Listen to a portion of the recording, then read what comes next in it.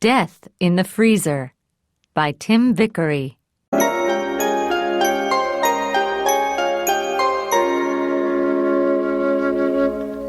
Chapter 1. Baby Al. I killed a dead man. That's why I'm in prison. The dead man was my brother, Al. He was born 6 years after me, and I always hated him, even when he was a baby. Before he was born, my parents loved me. My father carried me on his back and took me swimming. My mother bought me lots of dolls, and we played with them together. I have seen the photos. My parents took a lot of photos of me in my first 6 years. I still have the photos in a book. But then Al was born. I have a photo of him, too, as a baby in the hospital here in Los Angeles. My mother is holding him and looking at him with a big smile on her face. My father has his arm round my mother, and he is smiling at baby Al, too. Al is holding his daddy's finger. And me? Where am I in this picture? I am standing by myself beside the bed, watching them. There is a strange smile on my face. I think I am happy, but I'm not sure, and no one is looking at me. It was always like that after Al was born. He was a boy, and that was important to my parents, and very important to my dad. Most of the photos in the book are of Al. Al eating baby food, Al learning to walk, Al on my dad's back, Al playing football, Al swimming, Al running, Al having a big party with his friends. 100 photos of Al, and 5 or 10 of me. Of course, my parents played with me sometimes, took me swimming, bought me clothes, but they weren't interested in me. Before Al was born, they spent a lot of time with me. After he was born, they didn't. Often, I played hospitals with my dolls. I played that the dolls were sick and I was a nurse. When the dolls had bad stomachs, I gave them medicine to take. Sometimes I pulled their arms and legs off and put tomatoes on them to look like blood. And sometimes I gave them drugs.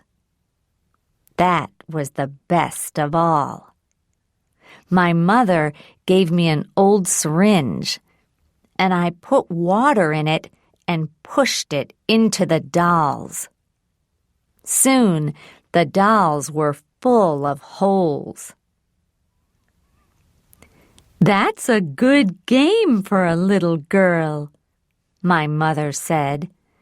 But she didn't understand, because in my game, all the dolls were boys like Al, and they never got better. They were sick for a very long time, and then they died. I put them in a hole in the ground in the garden.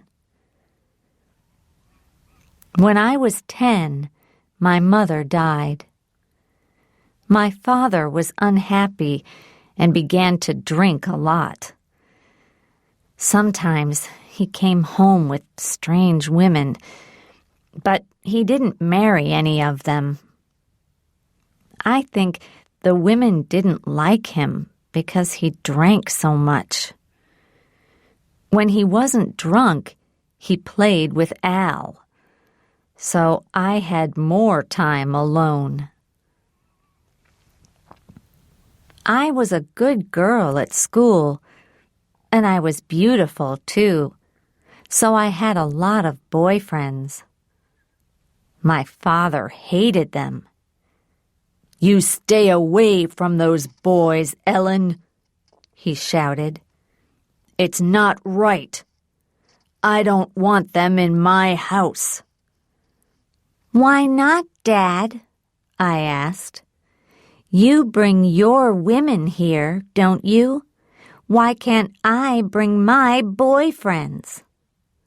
"Shut up, girl," he shouted. He was very angry. Sometimes he hit me, and once I had to go to the hospital. So what did Al do, you ask? Him? Nothing. He just watched and laughed and played football with Dad. Then I met John. He was 22 years old and big and strong, like Arnold Schwarzenegger. All the girls thought he was wonderful.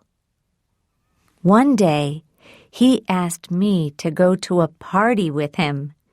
Me! I was very excited. So I went home and put on my best clothes and shortest skirt to look nice for him. Then I heard John's motorbike and went downstairs. Dad was at the door. "Where are you going?" he asked. "Out," I smiled at him, "with my new boyfriend." "Oh, no, you're not," he said. "Not in that skirt. You're only 18, Ellen. I know what boys want." "I don't care," I said. I pushed past him, but he pulled my arm. I screamed, and he hit my face. Then John came. He was wonderful. He took Dad's arms, held them by his side, and pushed him slowly back into the house. Dad couldn't do anything. John sat him down in a chair, then walked out and put his arms round me, right there in front of the house. Then we rode away on his motorbike.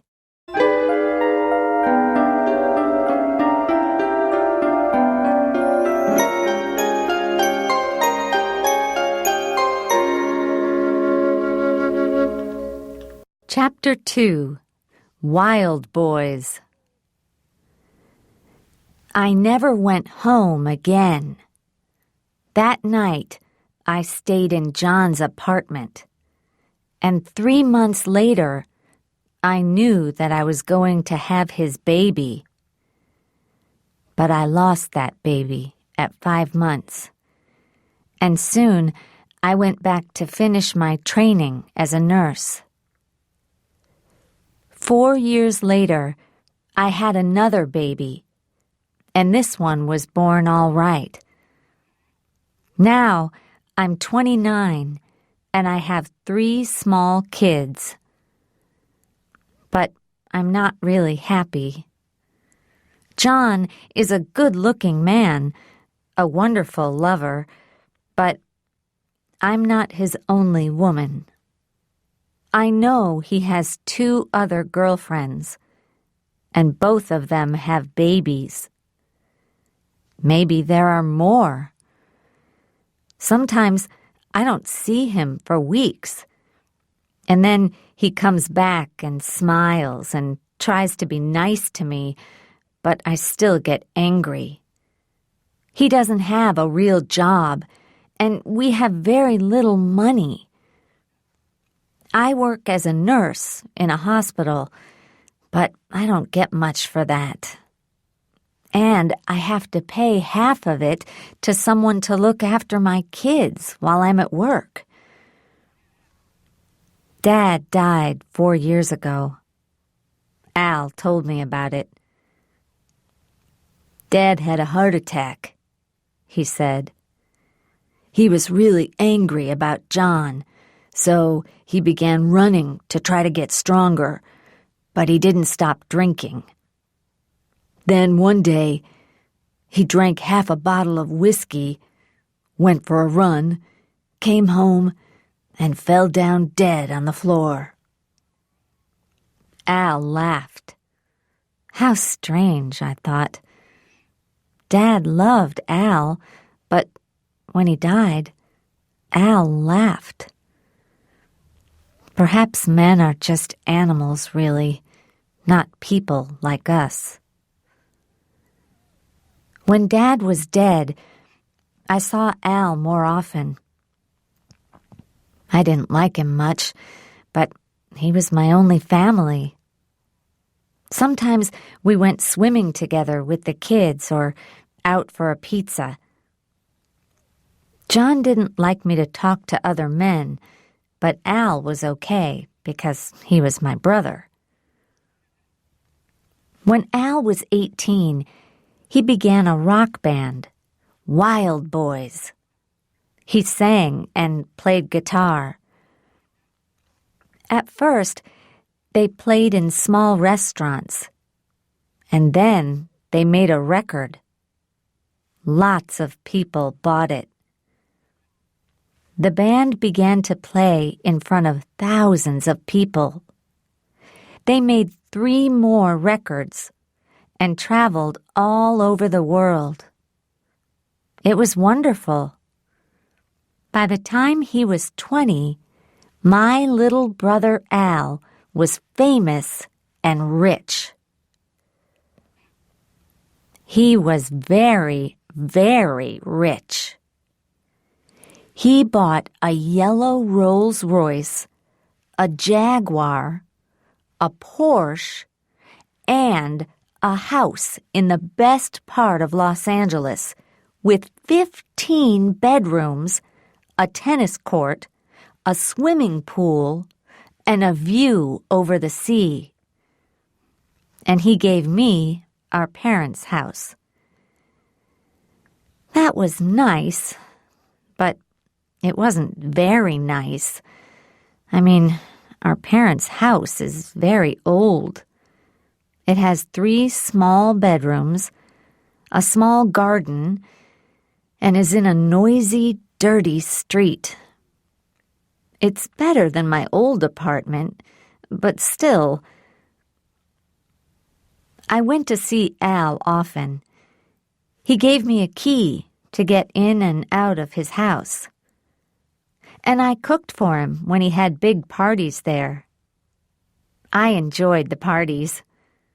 John came too. There were famous people, wonderful food and music, lots of drink and drugs. Drugs. Yes, well, the drugs were a bad thing. Al got much too interested in drugs. A lot of his friends took drugs, and my John did too.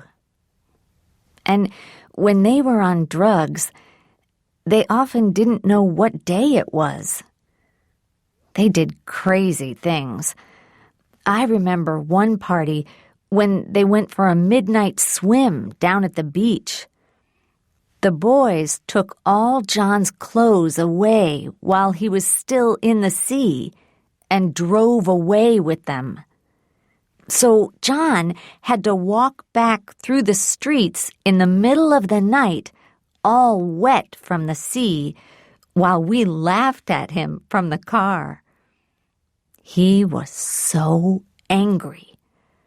I thought that was really funny, but John didn't talk to me for a week.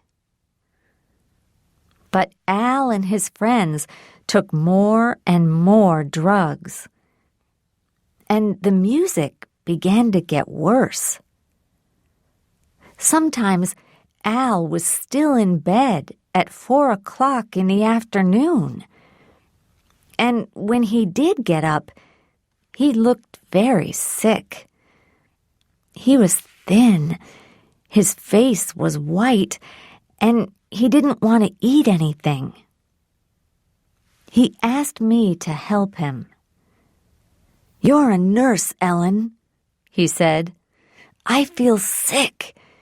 Give me some medicine or something. Help me." "You don't need medicine," I said. "You need a lot of good food, swimming, and no more drugs." "Who do you think you are, Ellen?" he said. "My mother or something?" "No, but I am your sister and a nurse," I said. "Listen to me. I'm going to get you some medicine to help you stop the drugs. And I'm going to cook you a good meal every day. But you must stop the drugs. Try it, Al. It works. I know it does." He did try it, and it helped. After 2 or 3 months, Al was stronger and happier. And he began to play good music again. He was pleased. He trusted me. Sometimes in the evenings, he took me and my kids to the beach. We had a meal and drank and went swimming together and had a good time. Those few months with my brother were a good time in my life. Now, at last, I thought, my brother likes me. He's happy and healthy because of me. Maybe he can help me, give me money, buy me a new car and a nice house, take me to Europe with him. But of course, I was wrong. No one ever gives me anything.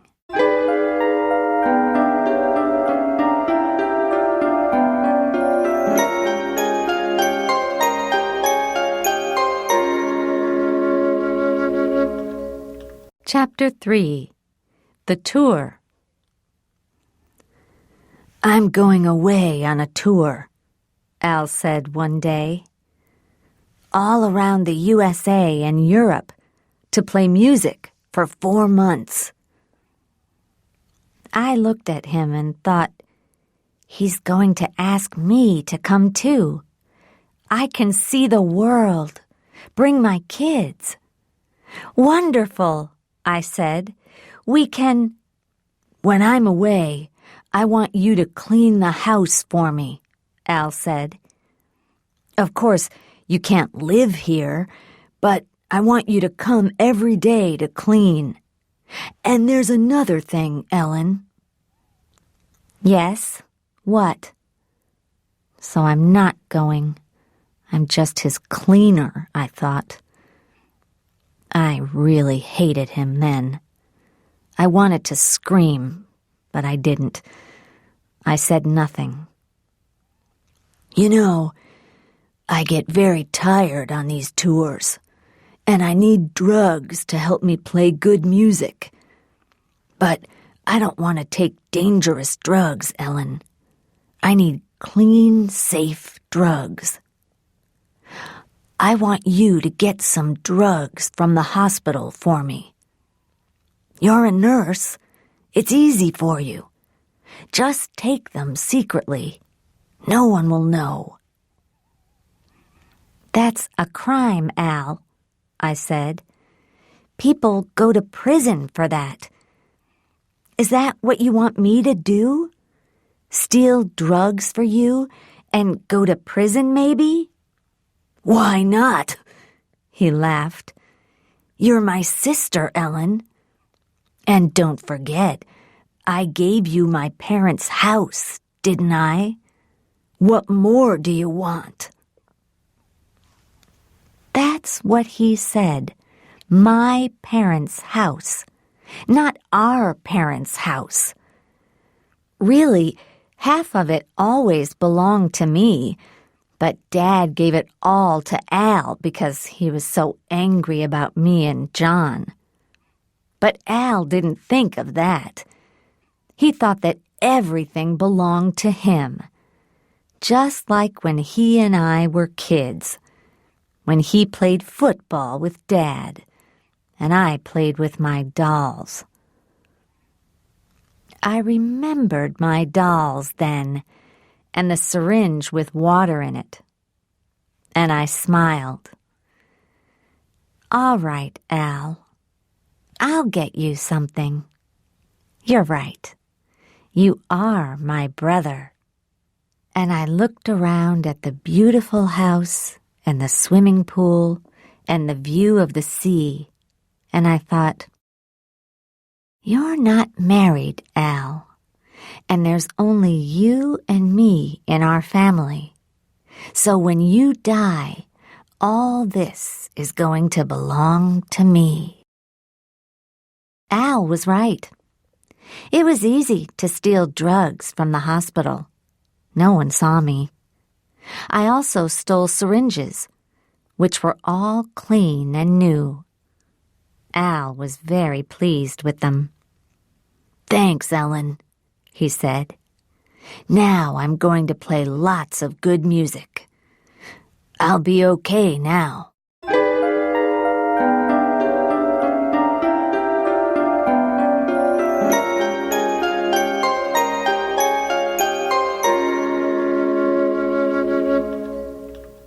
Chapter 4. The Futures. He went away for 4 months, and I cleaned his beautiful big house every day. But he didn't phone me once. And when he came back, he wasn't okay. He looked thin and white and sick. I tried to talk to him, but he didn't listen. I was just the cook and cleaning woman. He had a lot of new friends now, and some of these friends were very strange. I first met the Futures one night in November. There was a party at Al's house, and when I went there after work, I saw a big black car outside. It looked like a boring car, and when I went inside, I thought the people looked boring too.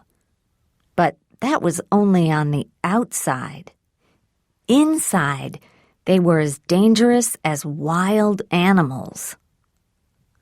A businessman in a dark suit sat opposite Al, with a young woman on the arm of a chair beside him. The man was about 40 years old, with gray hair. The woman was much younger, about 24 maybe. She had long black hair and was wearing a blue dress.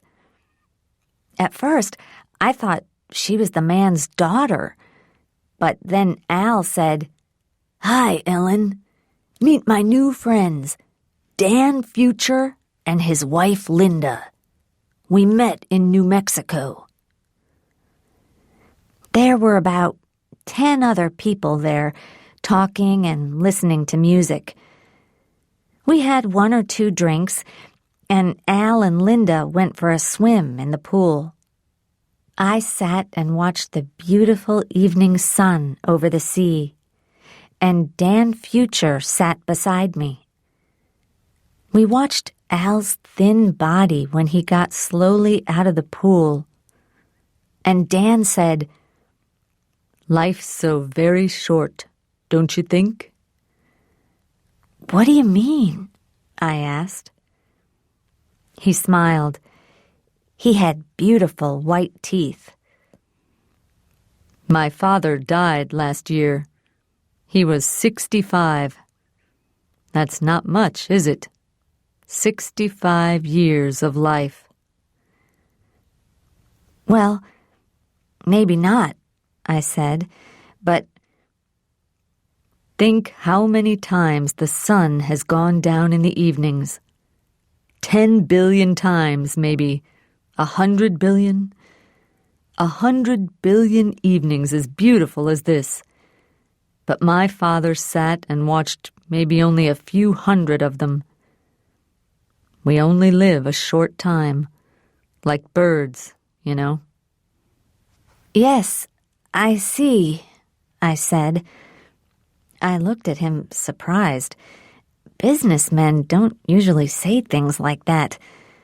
But then businessmen didn't usually come to Al's parties. Dan Future's hair was beautifully cut. He had an expensive watch, nice clothes. He looked strong and healthy.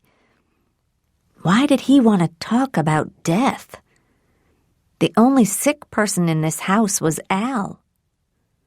What did Dan Future know about that? He smiled again. We don't have to die, you know.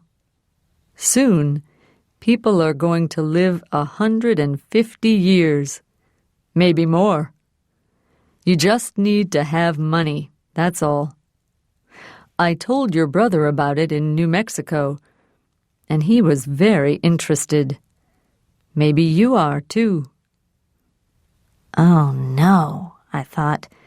The man's crazy. Are you, do you belong to one of these new churches?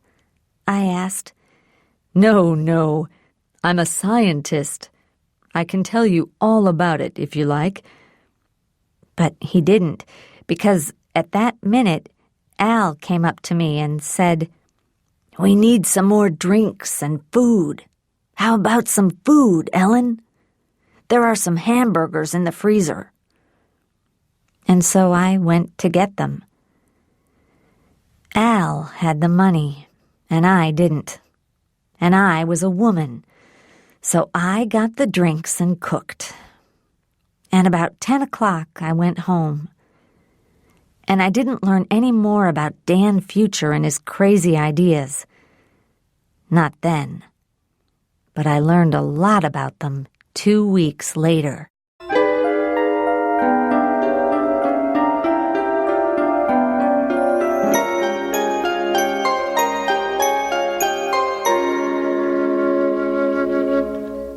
Chapter 5. The Freezer. It was the night of Al's birthday. I got home about 7. Then I put the kids to bed and made supper for John. He didn't talk to me. He just sat in front of the TV with the food and his bottles of whiskey. So I thought, I'm going out. I'll go say happy birthday to Al. Even Al can't be as bad as this. And he is my brother. I had some more drugs and syringes for him from the hospital, so I put them in nice paper like presents. Like sweets for a baby, I thought. Al's just a big baby, really, with his music and a lot of expensive cars to play with. Or a doll. And I'm like his nurse. When I got to his house, it was very quiet. There were only 1 or 2 lights on downstairs, and the big black car was outside. That's strange, I thought. It's Al's birthday. Why isn't there a party? I got out of my car and walked to the door. It was open. There was soft music in the big living room, but no lights were on.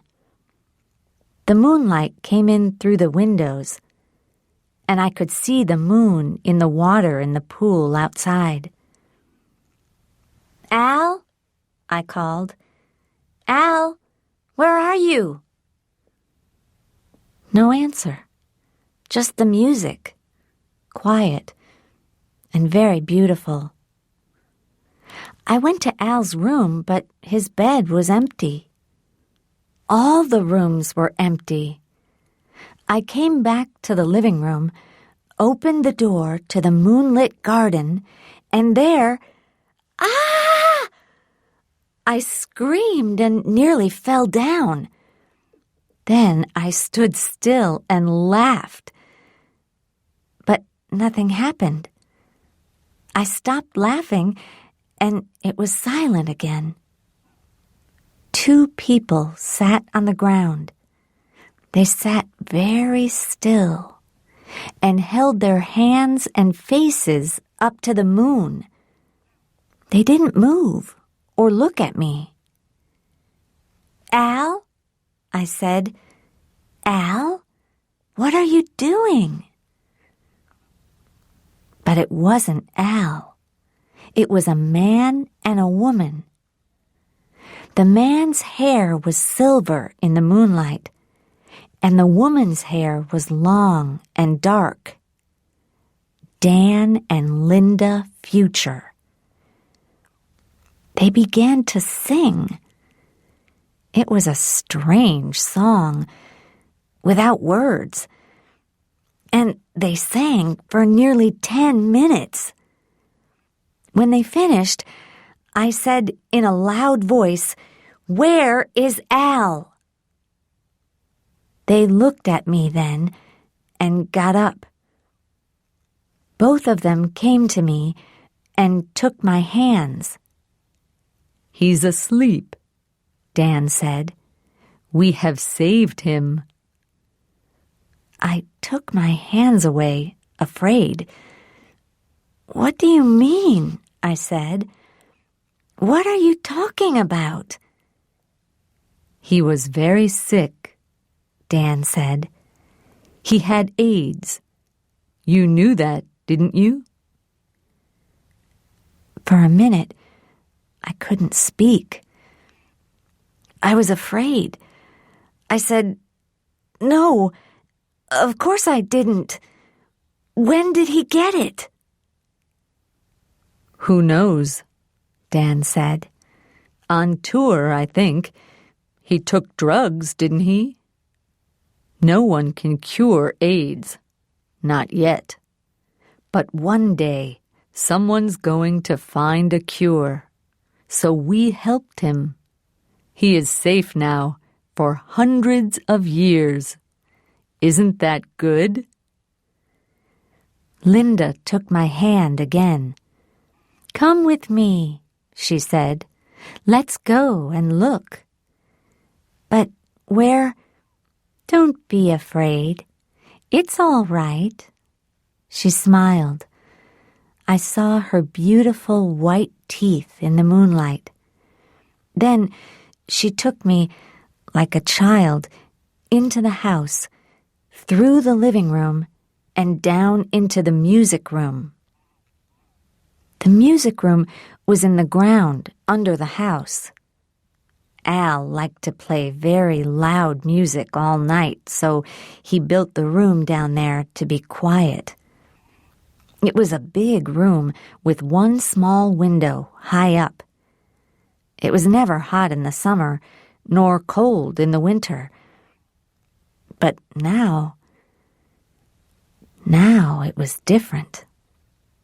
In the middle of the room, there was a big glass case. A cold blue light came from inside it. There was the noise of something large and quiet, like a big freezer. And inside the glass case, there was a body. Al's body. My brother. The body was lying on a bed of ice inside the case, with its head higher than its feet. It wore silver clothes, and its face was blue. "Oh, no! What's happened?" I said. "It's all right, Ellen," Linda Future said. "He isn't dead." "Not dead?" I said. "But he's frozen. He took a sleeping drug, and then we froze him. It is very, very cold in there. -196 degrees Celsius. Nothing happens to bodies as cold as that. Nothing changes for hundreds of years, thousands of years maybe. That's what's going to happen to Al. He's going to stay there for 100 years, 200 years maybe. Then one day a doctor can wake him up and cure him. That's what our company does, you know." "Your company?" I said. "What do you mean?" "I'm sorry. Didn't Al tell you?" Dan Future said. He was in the room too now, with his hand on my back. He gave me a business card. It said, "Escape from Death, the Cryonics Company, Dan and Linda Future." "I don't understand," I said. "What's cryonics?" "It's the science of freezing people," he said. "That's what we do. We help people like your brother to stay alive for hundreds of years. Then, when the doctors can cure them, they wake up. And we look after their money and houses, too." "You do what?" I said. Suddenly, I was very, very angry. "You look after their money and houses?" "Yes," he smiled, and his beautiful teeth looked blue in the strange light from the freezer. He took a piece of paper out of his pocket. "It's all here, Ellen. Your brother wrote his name on this paper. It says that we must keep him here, frozen, in this room for 200 years. By then, there will be a cure for AIDS. For now, we will look after his money and his house. And when we are dead, our company will go on looking after them. Then they will be ready for him when he comes back to life." "But you killed him!" I screamed. My anger was terrible. "And now you're stealing his money, too, and his house. It belongs to me, not you." Dan Future laughed. "No, no, my dear. You don't understand. The money and the house don't belong to us or to you. They belong to your brother, Al. He isn't dead. He's just frozen. And he's going to stay frozen for 200 years.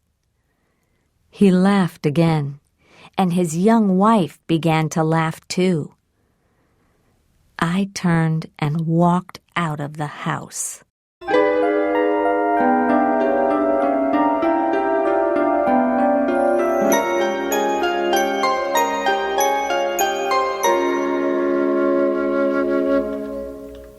Chapter 6. The Key. Next day, The Futures sent me all the papers with Al's name on. I showed them to John. "You need a lawyer," he said. "These people are criminals." So I got a lawyer, but it didn't help. You need money for a good lawyer, and I had nothing. I went to the nearest lawyer's office, but the lawyer was unfriendly and unhelpful. "It costs $100 for half an hour, and you pay before we talk," he told me. When I gave him the $100, he took off his watch and put it on the table in front of him. He was a small man with not much hair and a white, tired face. His eyes were cold and gray, like stones. When I told him my story, he said, "It's not possible." "But it's true. Read this." He read the papers slowly, then smiled and looked at his watch. "Well, this is very interesting," he said. "I agree. These people are criminals. But to get the house, we have to show that your brother is dead." "So how can we do that?" "Well, we can ask scientists to say that cryonics doesn't work. But the Futures are going to have other scientists who say it does work. So we need a doctor to look at your brother's body and say he's dead. That's a better idea." I laughed. How can a doctor look at the body? It's frozen to minus 196 degrees Celsius. It's just a piece of ice. "Yes, well, that is difficult, Ms. Shore. I do see that." The lawyer looked at his watch again. "It's difficult, but that's what we need to do. But," he looked at the papers again, "before we begin, I have to tell you that Dan Future's lawyer is one of the best in the country. Maybe I can win, and maybe I can't. But it's going to cost you a lot of money." "How much?" I asked. $50,000 at first. Maybe a lot more later." I stood up slowly. "Forget it," I said. I only had $300 in the bank, and there was no food in the house. I looked at the lawyer's old, tired face. "I can't win, can I? Because I don't have any money. The Futures are stealing that house from me, and I can't do anything about it." I ran out of the office. For a week, I was angry every day, all day. I shouted at people at work. I shouted at the kids. John got drunk, so I dropped a plate of eggs, spaghetti, and hamburgers on his head. He hit me and went to stay with one of his girlfriends. I wasn't sorry. He was stupid and lazy, like all men. Twice I drove past Al's house and saw the black car outside. That house belongs to me, I thought. Those people stole it from me, and I can do nothing." "Nothing?" "One night, I had a dream. In my dream, I saw Al's frozen body with a key in his mouth. The key was warm, and the ice on Al's frozen head changed to water. Then the key moved and warmed Al's body, too. Al opened his mouth, screamed, and died. At 2:00, I woke up. It was very quiet. There was moonlight in the room, and no cars were moving on the road outside. I began to think about my dream. The key! Of course! Suddenly, I had a plan. I got up, put on a black shirt and jeans, and drove to Al's house. The big black car was outside, but there were no lights on in the house. I left my car 200 yards away and walked quietly to the door. The Futures didn't know that I had a key. I opened the door very quietly and went into the big living room. There was no sound. Everyone was asleep. My key opened the music room, too. It opened all the doors in the house. I went in and looked at Al. He was still there, the silver body and icy blue face in the glass case. The room was full of blue light and the quiet noise of electricity. Electricity! That was the thing. Al needed electricity in here for his music. And of course, the freezer needed a lot of electricity, too. Beside the freezer was a big electric switch. I put my hand on the switch and smiled.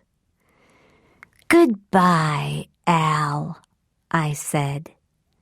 Then I switched the electricity off. The blue lights went off, and the quiet noise stopped. It was very dark, but I didn't go. For a long time, I just stood there. I wanted to be sure. After about 20 minutes, the sound began. Noises from inside the freezer. I switched on my flashlight and looked at it. The freezer was full of gas, like a cloud. The gas came from the ice. It made small noises.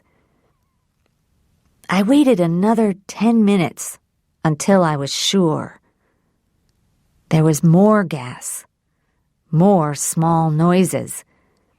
The freezer was getting warmer. Very quietly, I went upstairs and out of the front door. I smiled. "Al," I thought, "you are really dying now. And when you are dead, all this is going to belong to me. And the Futures can drive away in their stupid car." Happily, I touched the big black car with my hand. And that was my big mistake, because beep, beep, beep, The car had an alarm, and it made a very loud noise. It also turned the car's lights on. On, off, on, off, on, off. Quickly, I began to run to my car, 200 yards away. But a police car came round the corner and saw me. 2 policemen got out, took hold of my arms, and pushed me into their car. "Okay, what's all this?" one man said. "Black clothes, 3 in the morning, car alarm. I think we've got a car thief, Pete." "Yeah." The other man touched my face with his hand. "A young woman, too. Okay, let's take her to the station."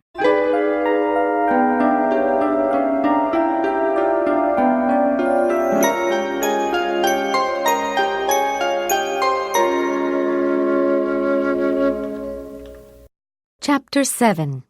In Court. I arrived at the police station at 3:15 a.m. and said nothing. The Futures arrived at 3:45. "It was our car," Dan said.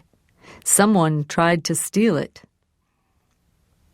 "Yeah, okay, sir," a policeman answered. "We've got the woman here." Then I said, "You stole my house, so I wanted to steal your car. That's okay, isn't it?" It wasn't true, but it gave me time. While we were all talking in the police station, Al was getting warmer every minute. So we talked angrily from 4 a.m. until 5. I loved it. Then the Futures had to write their story on 3 pieces of paper for the police. So it was after 6 o'clock when they went back to the house. And I was happy because I knew they were too late. By now, I thought, Al won't be frozen. He'll just be dead. Of course, they found out. At 8 o'clock, the Futures came back, and there was a lot of trouble. "Al's dead," they shouted. "You killed him. You switched off the freezer and killed your brother." I laughed. "Of course I didn't," I said. "He was dead already. I just saved you some electricity." That's why I'm here in court today. The police called me a murderer, and all the newspapers wrote about me. And so, of course, now I have not 1, but 2 really good lawyers. The lawyers are free because I have no money, but I am famous, and they want to be on TV. And because of my expensive lawyers, the police and the Futures look really stupid. "Al Shore was dead," my lawyers say again and again. "He was already dying of AIDS.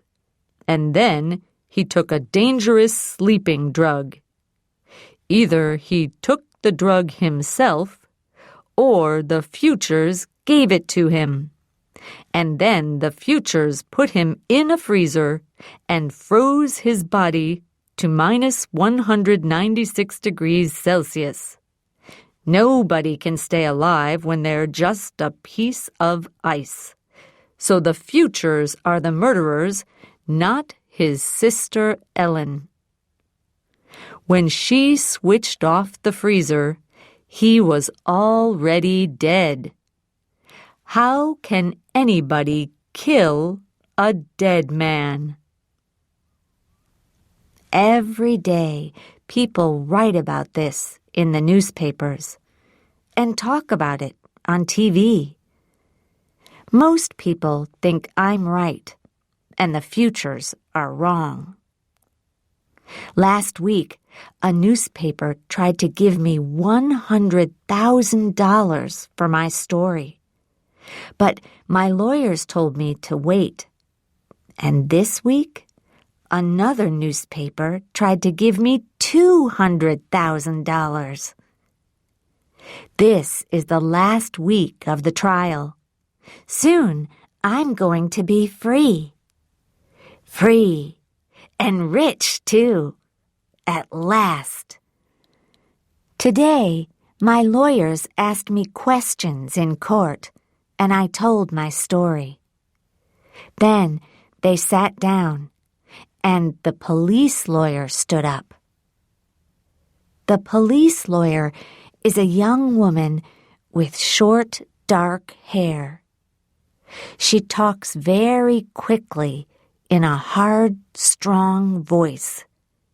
She is clever, I know, but it doesn't matter now. She found only one doctor who thinks that cryonics is possible. We found 4 very famous doctors who don't. They say that Al was dead before I switched the freezer off, either because of the sleeping drug or because of the cold. So how could I kill a dead man? Ms. Shore, did you love your brother? She asks. I laugh. No, not really. Oh, why not? There is a small smile on her face. I tell the court the story of our family. How our parents gave Al everything and me nothing. How Al gave me nothing, only our parents' old house. How I cleaned his house for him and cooked at parties. How I helped him when he was sick, but he gave me nothing. My lawyers look unhappy, but it doesn't matter. Nothing matters now. Next week, I'm going to be free. Your brother was very sick. He had AIDS. Did you know that? I know now because Dan Future told me after Al was dead. I didn't know before. I see. But you knew that your brother was sick, and you bought medicine for him, didn't you? Yes, I did. Why didn't he go to a doctor? Because I'm a nurse and his sister. He trusted me. That's right. He trusted you, his sister. The lawyer looks at me. For a long minute, she is silent. I begin to feel cold and afraid. She takes a police bag from under her table, opens it, and slowly takes out a syringe. She holds it up in front of my face. Look at this, Ms. Shore. Have you seen it before? I don't know. Maybe. Maybe, you say. But it has your fingerprints on it, Ms. Shore. It came from the hospital, and we found it by your brother's bed with 2 other syringes. You stole them from the hospital and gave them to your brother, didn't you? There is a long silence. In a very small voice, I say, "All right, maybe I did." Why did you steal them? Why? To help Al, of course. To help him to play good music. He wanted clean drugs. I tell her what Al said to me. Clean drugs, you say. Do you know what was in this syringe, Ms. Shore? Clean, safe drugs. Oh, no, Ms. Shore. These drugs weren't clean or safe. These syringes also had bacteria in them. Very dangerous bacteria. Bacteria that can kill a strong, healthy person. Bacteria that will kill a person with AIDS very quickly. And perhaps a while ago, who knows, there was another syringe. A dirty syringe. Not from a hospital, but from a drug user in the streets. A syringe that gave your brother AIDS. The police lawyer puts the syringe down on the table and looks at me again. But we found these 3 syringes by your brother's bed, with your fingerprints on them. Do you know why they had these dangerous bacteria in them? No, of course not. Don't you, Ms. Shore? Well, that's strange, because I know why they were there. And I think everyone in this courtroom knows why they were there, too. You hated your brother, didn't you? Because he was rich and you were poor. And he gave you nothing. And you stole drugs and syringes for him because he trusted you. He trusted you, his sister, the nurse. She looks at the people in the court. A small smile on her young face. But that was your brother's big mistake, wasn't it, Ms. Shore? You wanted him to die because you wanted his money and his big house, just like the Futures. So, you gave him syringes with dangerous bacteria in them because you wanted to kill him.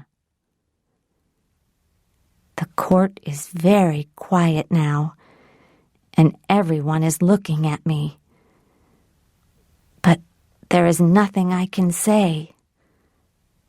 Nothing. Because it is all true. You didn't kill your brother when you switched off the freezer, Ms. Shore. We all know that now. But you were trying to kill him. Slowly, week by week, month by month, you were trying to murder him.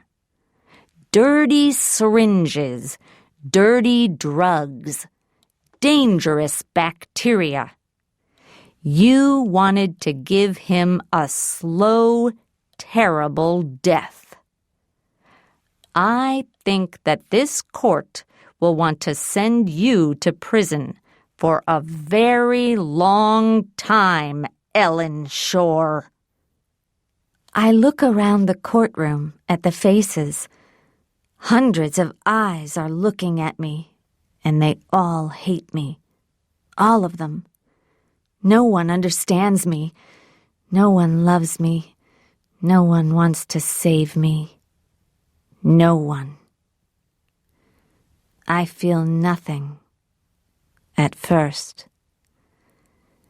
Then I begin to feel cold, like ice, like a body in a freezer.